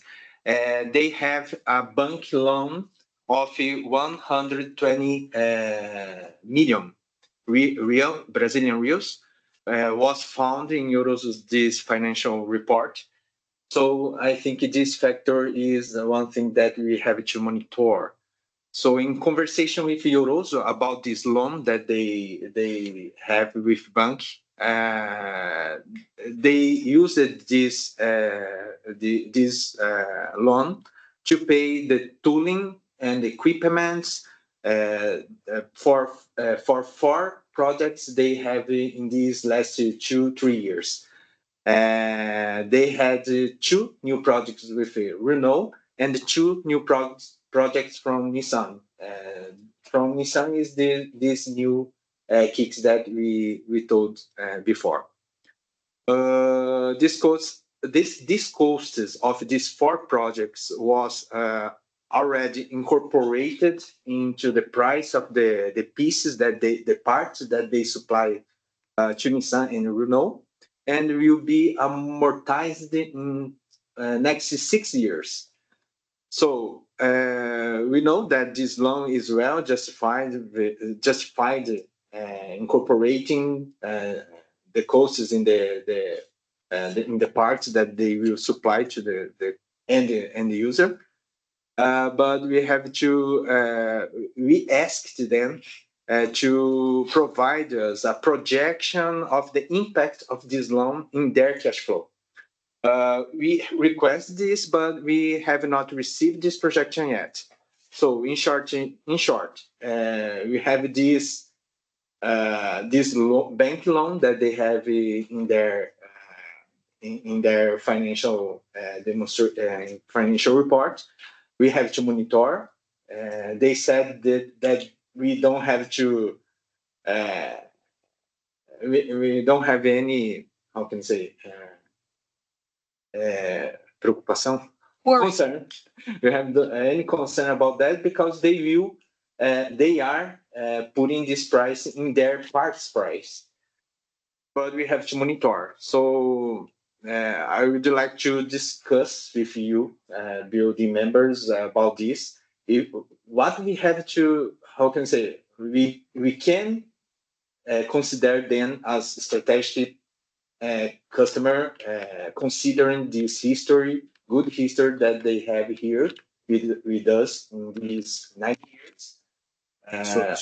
Sorry to interrupt. I need to speed up because at 8 I have a taxi to the airport. I understand the point is that you want to remove the insurance to save this money. Is that the point? Yes, based on the analysis that we have been doing of this customer, which is a very faithful customer. So this is in normal basis. I have to say in Govari I cannot do that. But if the rest of the shareholders are okay with this, then I can ask the special committee of risk in Govari to approve this. But I cannot do by myself. So if the rest of shareholders are okay, or board members are okay to remove this, I would like to ask for just a couple of days trying to get this approval, but maybe not. At the moment, I don't know what will happen, but we have a lot of good customers that are paying well, and we are covering most of them. Apart from specific rules, OEMs, and specific customers, we normally are taking this cost just to be sure that we will be paid. This is my position. Sorry for interrupting, but I need to speed up. Yeah. I agree with Cesar because in ArcelorMittal we have the same. You have our own insurance for some customers, but normally we have full insurance for our sales. This is sometimes not the way to reduce costs, because if something happens with the customers and it does happen, so we are covered. So to do something different, we should make, as Cesar said, I think Govari should make better analysis on this. Okay. So I don't know what's the Mitsui opinion.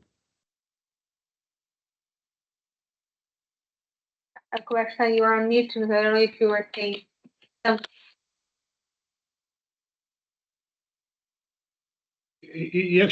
Actually, let me discuss internally first. So this opportunity Yeah, I'm understanding that also is a strategic partner for the clients for the Magi.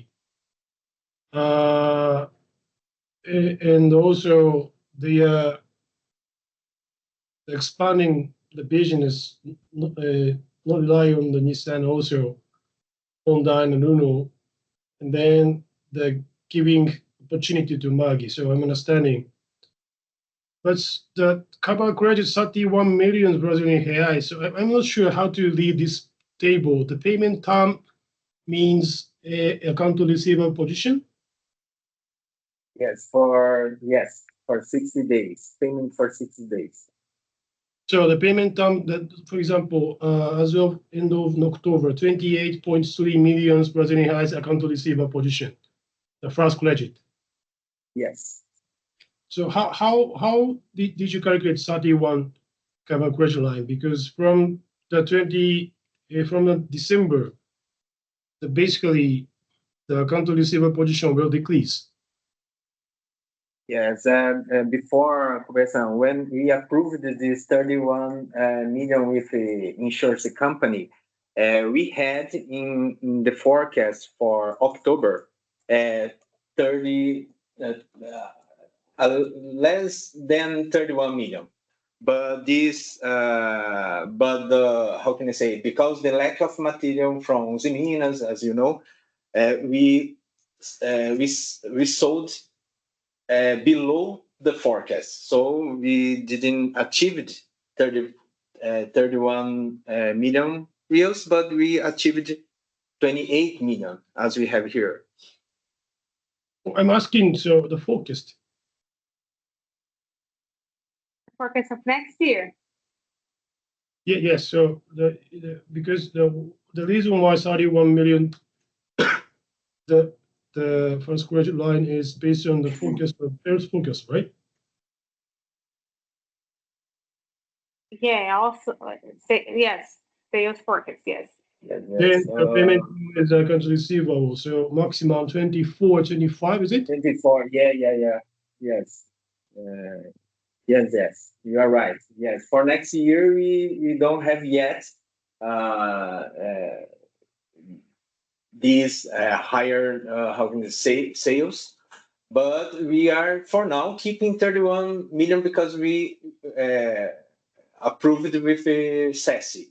But of course, if next year we continue with this low demand, we can reduce this limit with the insurance company. Yeah. Yeah. So I'm asking. So the first credit line based on the focus, sales focus, right? So you're calculating people. So if you don't have any focus to the account to receivable position, 31 million Brazilian reais next fiscal year. So I'm not sure as to why you need some 31 million Brazilian reais. So, anyway, so let me discuss internally. So I'm just Okay. okay. We don't have this is not a demand to approve right now. This is something you can check. Also, we can prepare for Gonvahi and ArcelorMittal the dossier. We already have this. We already have done something similar in the past, and then we can prepare something better and bring it to the evaluation of the board members in the next year, maybe in the next board meeting. We can bring this subject again with an improved dossier for evaluation. Is it okay for you if we proceed like this? Fine with that. Okay. Gilberto, one more question. If we consider we really need less than 31 million, around 25 million or maybe, there is other insurance company that cover yours, right? That we have been using in the past. More competitive price. Yes, but the other company came down. The maximum was 13 million. Only 13 million. The only company that approved 30. this amount was Right.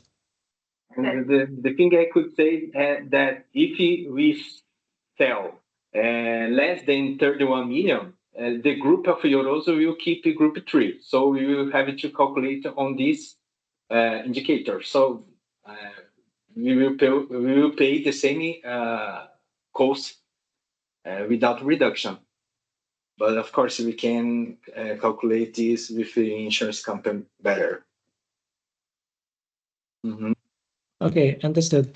Even we are keeping 31 million, our insurance cost will be account receivable amount versus this 0.13, right? So there is no Yes. real cost for MAG to Yes. keeping 31 million. Okay. Mm-hmm. Yes. Yes. That's right.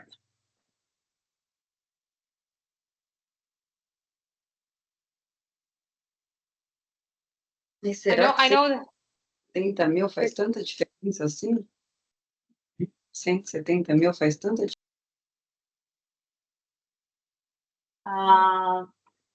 So I know we are out of time, but we haven't given enough time for discussion of the sales and the P&L for the budget of 2025 and also the strategic plan for the 2026 and 2027. So I would like to hear the position from the board members if we can consider is it approved or if we should do some revision or something based on your suggestions and point of view.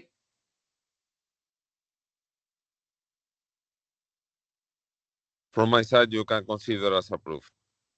Yes, same for me, approved. So from Kobayashi side, we have to review against the business plan 25-27, including margin improvement, the new project, which kind of things.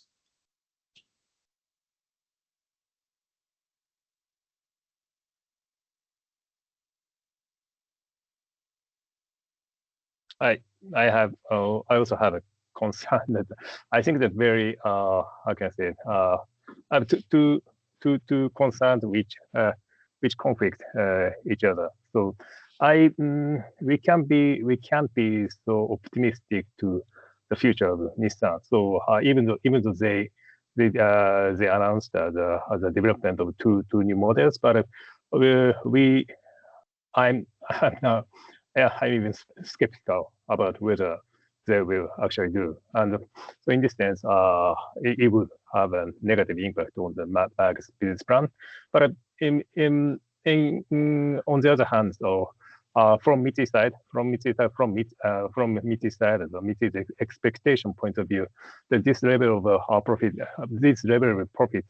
can't justify our keeping shareholding. So our expectation is much higher than this level. So so we are not yet convinced of whether it is the most appropriate business plan. So we need a bit more time to have a more deeper discussion with you.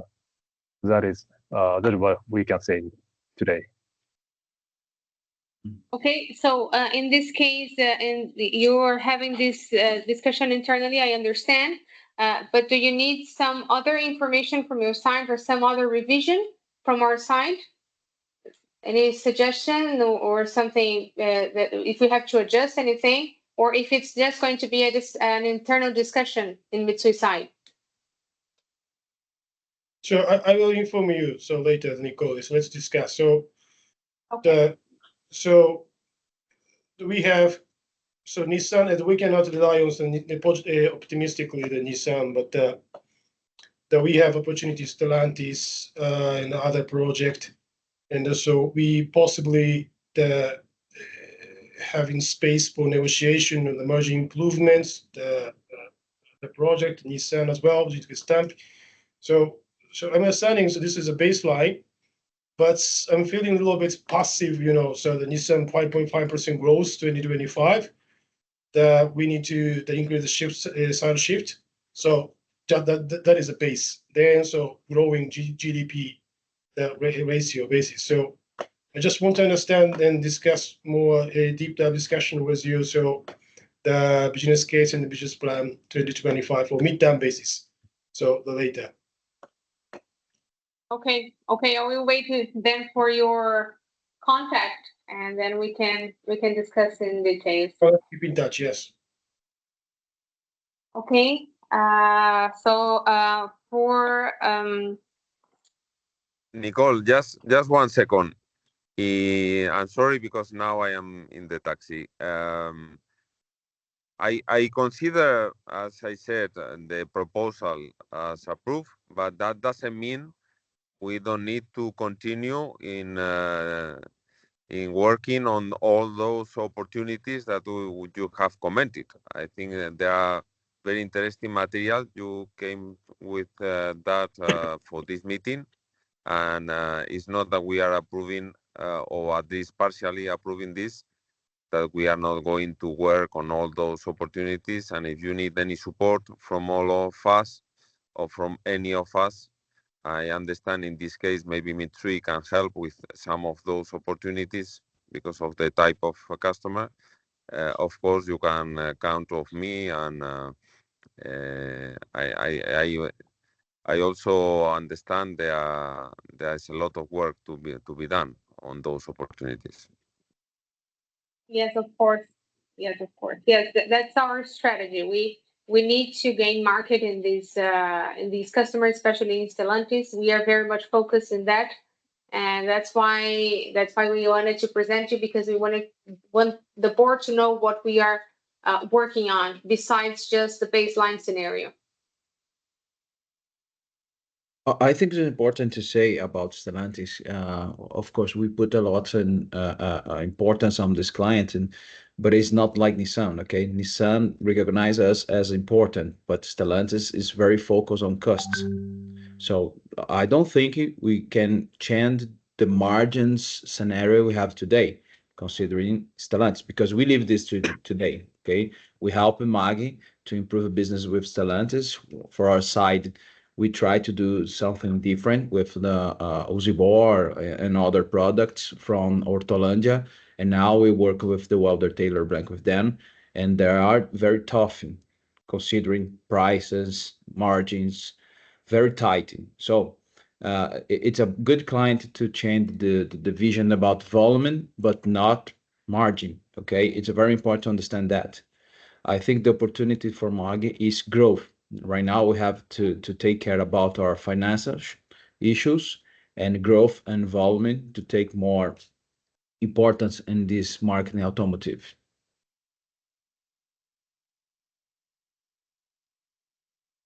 Yeah, thank you for commenting, Enrique. So our expectation grows. So from business case, so I cannot find out justify. So the growth from OEM business. So that's why I want to understand the more deeply. So the strategy, OEM growth of Maggie. That is background.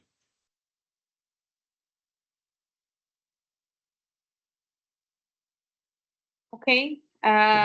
So if there is no further comment, I will end this meeting, and I will wait for Mitsui's contact for us to evaluate the scenario and the demands, and then I will contact all the other members either by email or an invitation in the next days. Okay, we will receive some information from my side. Okay. Okay, thank you very much for your time today. Sorry for the delay, and speak to you soon. Okay. Thank you very much. Thank you very much. Thank you. See you. Thank Very you. much. Thank Bye-bye. you, and congratulations for Thank you. all the preparation. It was interesting. you. Thanks. Thank you. Thank you very much. See you too. See you. Bye-bye. Bye. Bye.